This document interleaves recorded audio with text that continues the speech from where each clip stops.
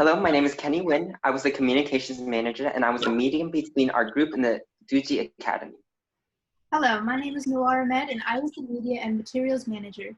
I was responsible for both the physical and electronic tools used to present our lesson. Hi, my name is Adrian Nguyen and I was responsible for the presentation of our information and for other research. Hi, my name is Kirsha Varghese and I was the data analyst. It was my responsibility to interpret and collect data. And we are the wound care workers.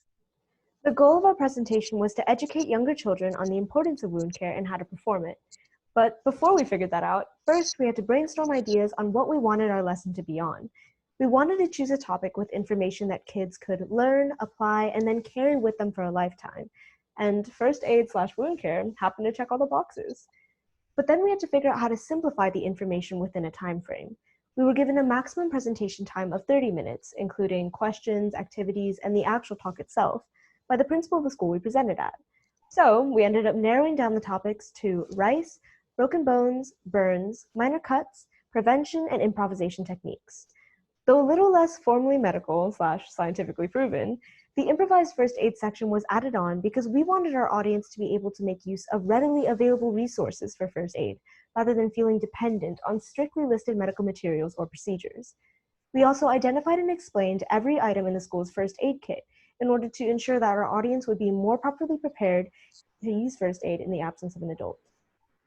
Now, children tend to be a very physically active group. Therefore, it can be very easy for them to get injured while playing around. Most children are able to rely on their parents to take care of them in case of any injury, but we wanted to teach our audience the knowledge and skills needed to take care of themselves.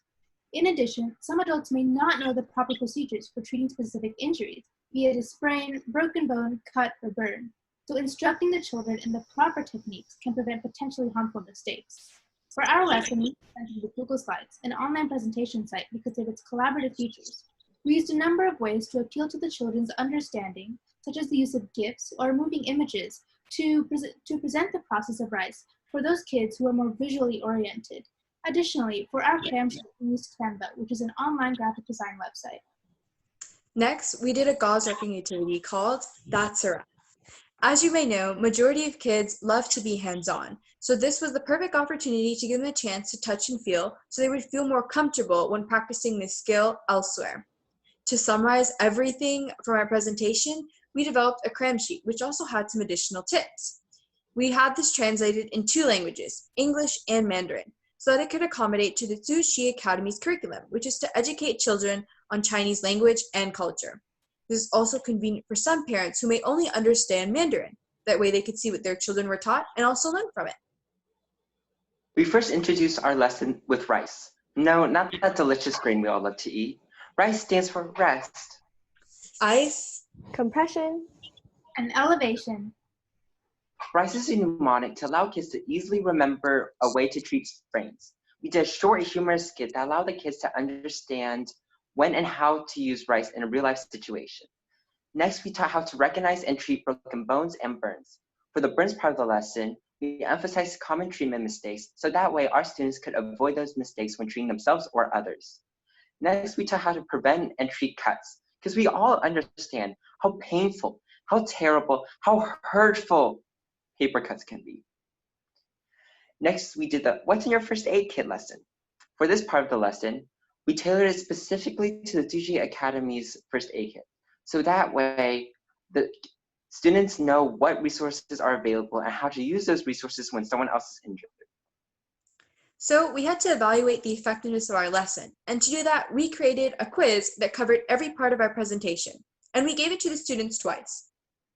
The first time around was before the presentation to see what the students already knew. The second time around was after the presentation to see what they had learned. When analyzing the results, we found that our lesson did have an impact on the students, because the first time around, they scored an average of 5 out of 10 correct.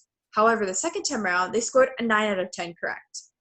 Of course, during the presentation, we made sure to keep them actively engaged by asking comprehension questions here and there.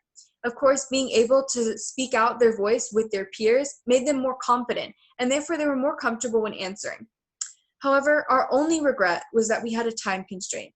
And if we didn't have this time constraint, we'd allowed more time to do hands-on activities such as teaching children how to tie a sling. However, due to the improvement of scores, this did demonstrate that our lesson was valuable. We are so grateful for the Juji Academy to allow us to teach at the facility. I've been going to the school for 10 years now, and I'm so grateful to give back a fraction of the large impact that they've had on me. We thank you so much for your time and patience, especially during this time of the pandemic. The email address associated to this YouTube video will take any questions you may have. Thank you so much.